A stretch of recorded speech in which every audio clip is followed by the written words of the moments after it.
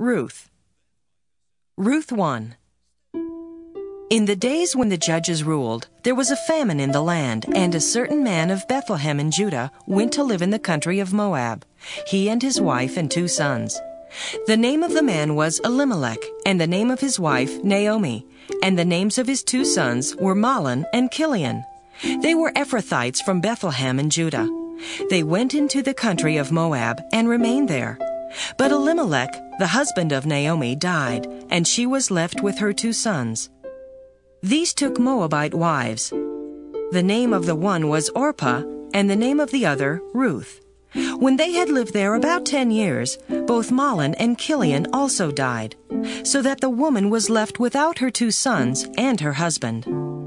Then she started to return with her daughters-in-law from the country of Moab, for she had heard in the country of Moab that the Lord had considered his people and given them food. So she set out from the place where she had been living, she and her 2 daughters-in-law, and they went on their way to go back to the land of Judah. But Naomi said to her 2 daughters-in-law, "Go back, each of you, to your mother's house. May the Lord deal kindly with you, as you have dealt with the dead and with me. The Lord grant that you may find security, each of you, in the house of your husband." Then she kissed them, and they wept aloud. They said to her, "No, we will return with you to your people." But Naomi said, "Turn back, my daughters. Why will you go with me? Do I still have sons in my womb that they may become your husbands? Turn back, my daughters. Go your way, for I am too old to have a husband. Even if I thought there was hope for me, even if I should have a husband tonight and bear sons, would you then wait until they were grown? Would you then refrain from marrying? No, my daughters, it has been far more bitter for me than for you, because the hand of the Lord has turned against me."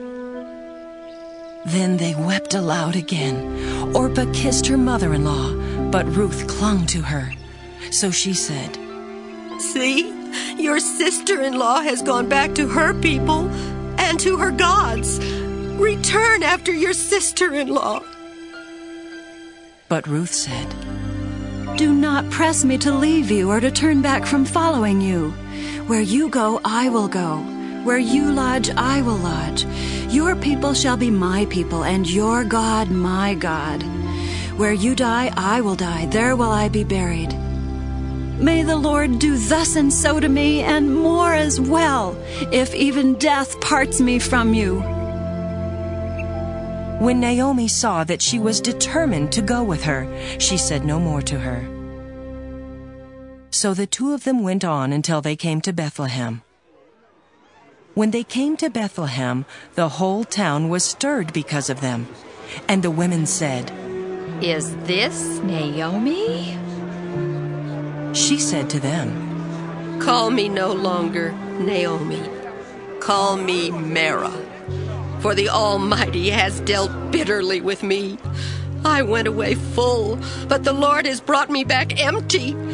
Why call me Naomi when the Lord has dealt harshly with me and the Almighty has brought calamity upon me?" So Naomi returned together with Ruth the Moabite, her daughter-in-law, who came back with her from the country of Moab. They came to Bethlehem at the beginning of the barley harvest. Ruth 2. Now Naomi had a kinsman on her husband's side, a prominent rich man of the family of Elimelech, whose name was Boaz. And Ruth the Moabite said to Naomi, "Let me go to the field and glean among the ears of grain, behind someone in whose sight I may find favor." She said to her, "Go, my daughter." So she went. She came and gleaned in the field behind the reapers. As it happened, she came to the part of the field belonging to Boaz, who was of the family of Elimelech. Just then, Boaz came from Bethlehem. He said to the reapers, "The Lord be with you." They answered, "The Lord bless you." Then Boaz said to his servant who was in charge of the reapers, To whom does this young woman belong? The servant who was in charge of the reapers answered, She is the Moabite who came back with Naomi from the country of Moab. She said, Please let me glean and gather among the sheaves behind the reapers. So she came, and she has been on her feet from early this morning until now, without resting even for a moment. Then Boaz said to Ruth, Now listen, my daughter. Do not go to glean in another field or leave this one, but keep close to my young women. Keep your eyes on the field that is being reaped, and follow behind them. I have ordered the young men not to bother you. If you get thirsty, go to the vessels and drink from what the young men have drawn. Then she fell prostrate with her face to the ground and said to him, Why have I found favor in your sight that you should take notice of me when I am a foreigner? But Boaz answered her, All that you have done for your mother-in-law since the death of your husband has been fully told me, and how you left your father and mother and your native land and came to a people that you did not know before. May the Lord reward you for your deeds, and may you have a full reward from the Lord, the God of Israel, under whose wings you have come for refuge. Then she said, May I continue to find favor in your sight, my Lord, for you have comforted me and spoken kindly to your servant, even though I am not one of your servants. At mealtime, Boaz said to her, Come here and eat some of this bread, and dip your morsel in the sour wine. So she sat beside the reapers, and he heaped up for her some parched grain. She ate until she was satisfied, and she had some left over. When she got up to glean, Boaz instructed his young men, Let her glean even among the standing sheaves, and do not reproach her. You must also pull out some handfuls for her from the bundles, and leave them for her to glean, and do not rebuke her. So she gleaned in the field until evening. Then she beat out what she had gleaned, and it was about an ephah of barley. She picked it up and came into the town, and her mother-in-law saw how much she had gleaned. Then she took out and gave her what was left over, after she herself had been satisfied. Her mother-in-law said to her, Where did you glean today, and where have you worked? Blessed be the man who took notice of you. So she told her mother-in-law with whom she had worked, and said, The name of the man with whom I work today is Boaz. Then Naomi said to her daughter-in-law, Blessed be he by the Lord, whose kindness has not forsaken the living or the dead. Naomi also said to her, The man is a relative of ours, one of our nearest kin. Then Ruth the Moabite said, He even said to me, Stay close by my servants until they have finished all my harvest. Naomi said to Ruth, her daughter-in-law, It is better, my daughter, that you go out with his young women, otherwise you might be bothered in another field. So she stayed close to the young women of Boaz, gleaning until the end of the barley and wheat harvests, and she lived with her mother-in-law. Ruth 3. Naomi, her mother-in-law, said to her, My daughter, I need to seek some security for you, so that it may be well with you. Now here is our kinsman Boaz, with whose young women you have been working. See, he is winnowing barley tonight at the threshing floor.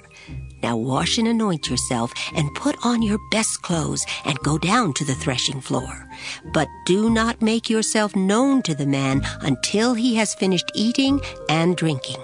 When he lies down, observe the place where he lies, then go and uncover his feet and lie down, and he will tell you what to do. She said to her, All that you tell me I will do. So she went down to the threshing floor and did just as her mother-in-law had instructed her. When Boaz had eaten and drunk, and he was in a contented mood, he went to lie down at the end of the heap of grain. Then she came stealthily and uncovered his feet, and lay down. At midnight, the man was startled and turned over. And there, lying at his feet, was a woman. He said, "Who are you?" And she answered, I am Ruth, your servant. Spread your cloak over your servant, for you are next of kin. He said, "May you be blessed by the Lord, my daughter. This last instance of your loyalty is better than the first. You have not gone after young men, whether poor or rich. And now, my daughter, do not be afraid. I will do for you all that you ask, for all the assembly of my people know that you are a worthy woman. But now, though it is true that I am a near kinsman, there is another kinsman more closely related than I. Remain this night, and in the morning, if he will act as next of kin for you, good, let him do it. If he is not willing to act as next of kin for you, then, as the Lord lives, I will act as next of kin for you. Lie down until the morning." So she lay at his feet until morning, but got up before one person could recognize another. For he said, "It must not be known that the woman came to the threshing floor." Then he said, "Bring the cloak you are wearing and hold it out." So she held it, and he measured out 6 measures of barley and put it on her back. Then he went into the city. She came to her mother-in-law, who said, How did things go with you, my daughter? Then she told her all that the man had done for her, saying, He gave me these 6 measures of barley, for he said, Do not go back to your mother-in-law empty-handed. She replied, Wait, my daughter, until you learn how the matter turns out, for the man will not rest, but will settle the matter today. Ruth 4. No sooner had Boaz gone up to the gate and sat down there than the next of kin of whom Boaz had spoken came passing by. So Boaz said, "Come over, friend. Sit down here." And he went over and sat down. Then Boaz took 10 men of the elders of the city and said, "Sit down here." So they sat down. He then said to the next of kin, Naomi, who has come back from the country of Moab, is selling the parcel of land that belonged to our kinsman Elimelech. So I thought I would tell you of it, and say, Buy it in the presence of those sitting here and in the presence of the elders of my people. If you will redeem it, redeem it. But if you will not, tell me, so that I may know, for there is no one prior to you to redeem it, and I come after you. So he said, I will redeem it. Then Boaz said, The day you acquire the field from the hand of Naomi, you are also acquiring Ruth the Moabite, the widow of the dead man, to maintain the dead man's name on his inheritance. At this, the next of kin said, I cannot redeem it for myself without damaging my own inheritance. Take my right of redemption yourself, for I cannot redeem it. Now this was the custom in former times in Israel, concerning redeeming and exchanging. To confirm a transaction, the one took off a sandal and gave it to the other. This was the manner of attesting in Israel. So when the next of kin said to Boaz, Acquire it for yourself, he took off his sandal. Then Boaz said to the elders and all the people, Today you are witnesses that I have acquired from the hand of Naomi all that belonged to Elimelech, and all that belonged to Kilion and Mahlon.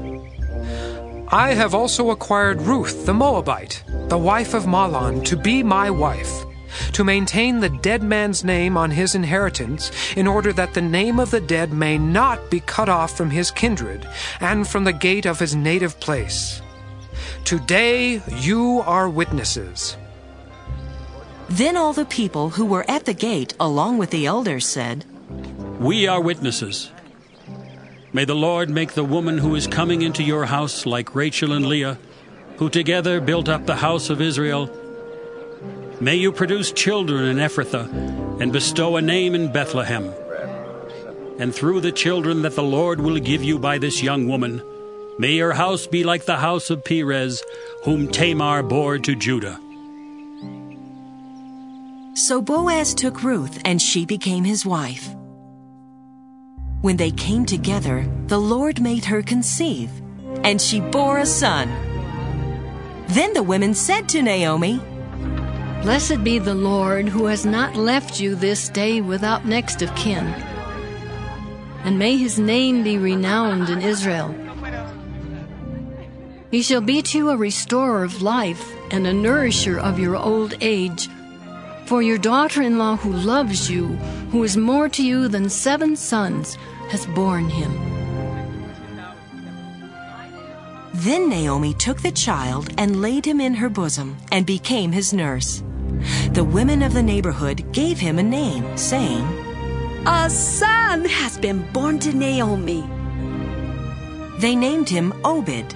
He became the father of Jesse, the father of David. Now these are the descendants of Perez. Perez became the father of Hezron, Hezron of Ram, Ram of Amminadab, Amminadab of Nahshon, Nahshon of Salmon, Salmon of Boaz, Boaz of Obed, Obed of Jesse, and Jesse of David.